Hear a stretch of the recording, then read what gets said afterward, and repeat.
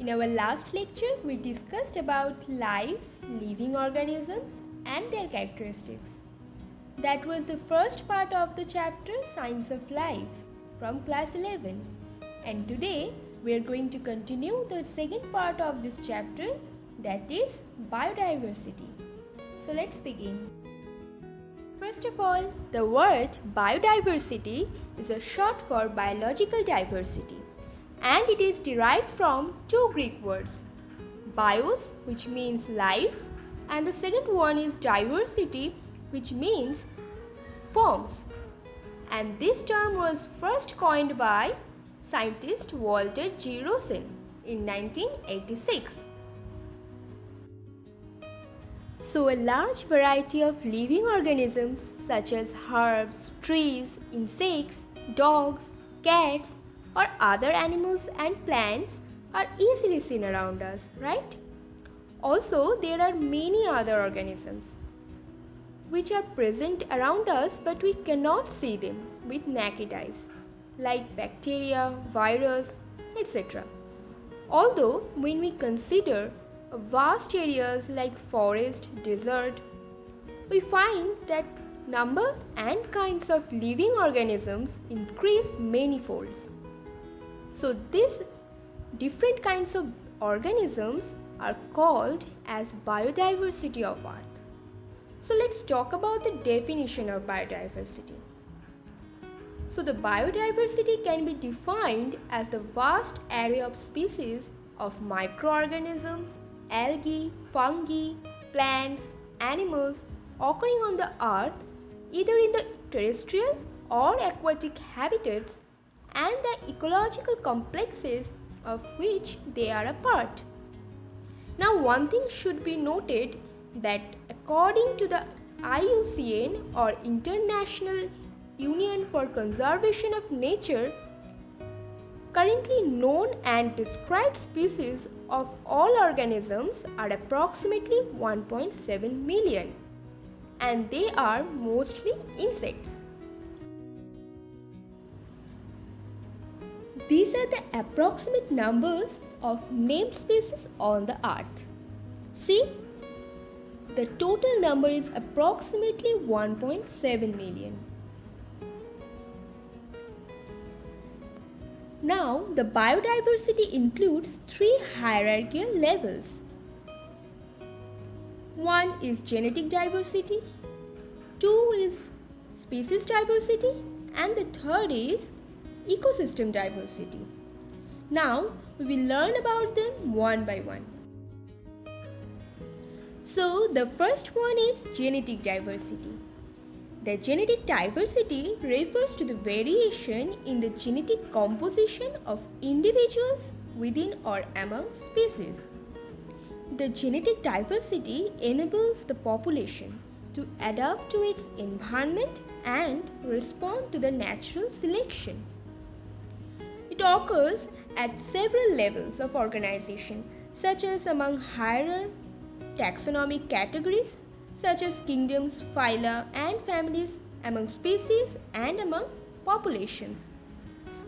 Most genetic diversity can be seen between the organisms of two kingdoms such as plants versus animals, between phyla such as arthropods versus chordates, or between classes such as birds versus reptiles and so on. So the next one is the importance of genetic diversity. The environmental change is a continuous process.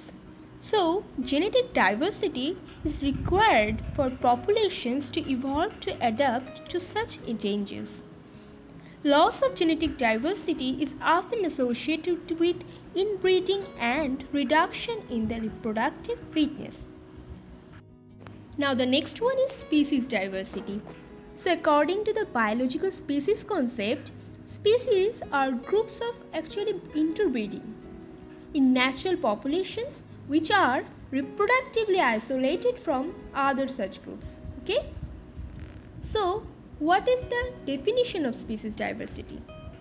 Species diversity refers to the variety of species within a region. Species diversity includes species richness, species evenness, and taxonomic diversity. We will also learn about them. So let's talk about species richness and species evenness. So the species richness is the simplest measure of species diversity. That is the number of species present in per unit area.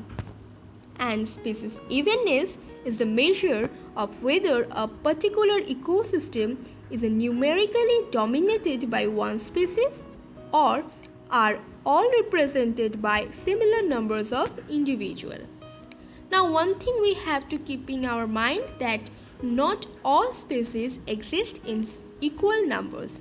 Some are rare, some are common but numerous, and some are very abundant. Imagine these are two forests, A and B, both of which contain a total 100 individuals belonging to 5 different species. In A forest, there are 20 individuals of each species, and in B forest, one species has 60 individuals, while each of the other 4 species has 10 individuals. So in these two samples differ in the property, which is called as species evenness. So in case of A forest, species are represented by some number of individuals, are more even and thus has high overall species diversity. And thus the species diversity of a community depends on both its richness as well as evenness. So we can say that higher species numbers with the individuals more evenly distributed among them contribute to higher community diversity.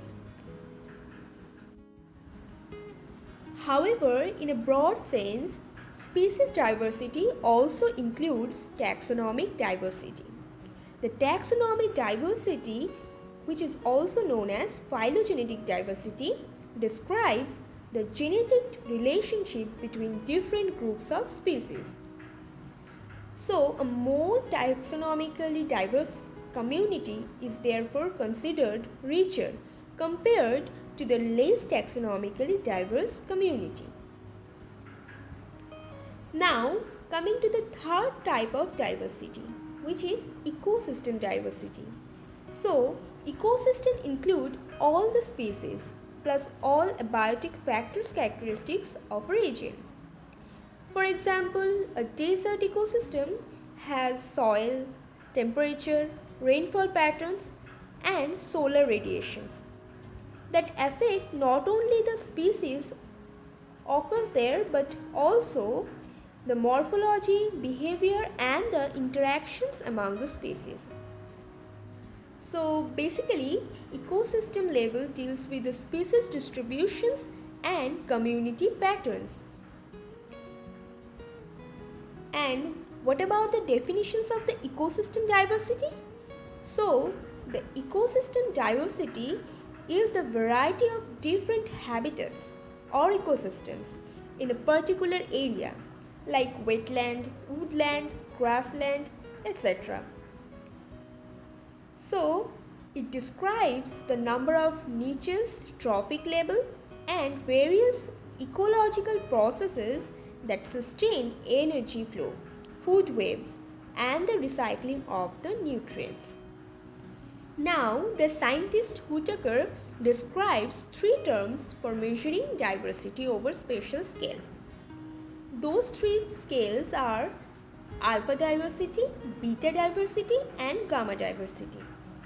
The alpha diversity denotes the number of species in a given plot or area. Beta diversity is the species turnover across an environmental gradient. And the gamma diversity is the total species richness over a large geographic area.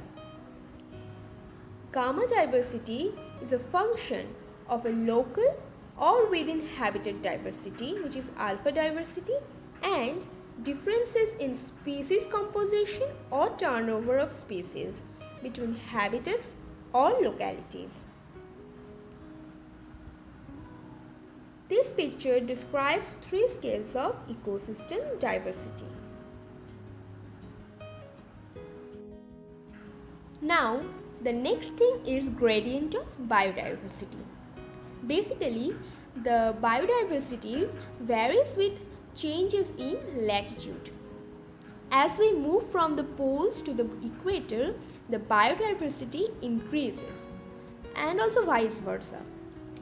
So, the increase in species richness or biodiversity that occurs from the poles to the tropics, often referred to as the latitudinal gradient in species diversity. The two factors of the latitudinal gradients of the species richness are evolutionary history and climate. Moving on to the importance of biodiversity or the benefits of biodiversity. The first one is ecological stability. Basically, every species has a specific role in an ecosystem. They capture and store energy and also produce and decompose organic matter. The ecosystem supports the services without which humans cannot survive. Thus, a diverse ecosystem is more productive and can withstand environmental stress. Next is economic importance. Biodiversity is a reservoir of resources for the manufacture of food, cosmetic products, and pharmaceuticals. Crops, livestock, fishery, and forests are a rich source of food. Wild plants such as cinchona and foxglove plant are used for medicinal purposes. Woods, fibers, perfumes, lubricants, rubber, resins, poison, and cork are all derived from different plant species. The third one is ethical importance. All the species have a right to exist. Humans should not cause their voluntary extinctions. Biodiversity preserves different cultures and spiritual heritage. Therefore, it is very important to conserve our biodiversity. And the last one is aesthetic importance. The national parks and the sanctuaries are a source of tourism. They are a source of beauty and joy for many people. The last portion of this lecture is about biodiversity in our country. India is one of the most diverse nations in the world. It ranks 9th in terms of plant species in richness.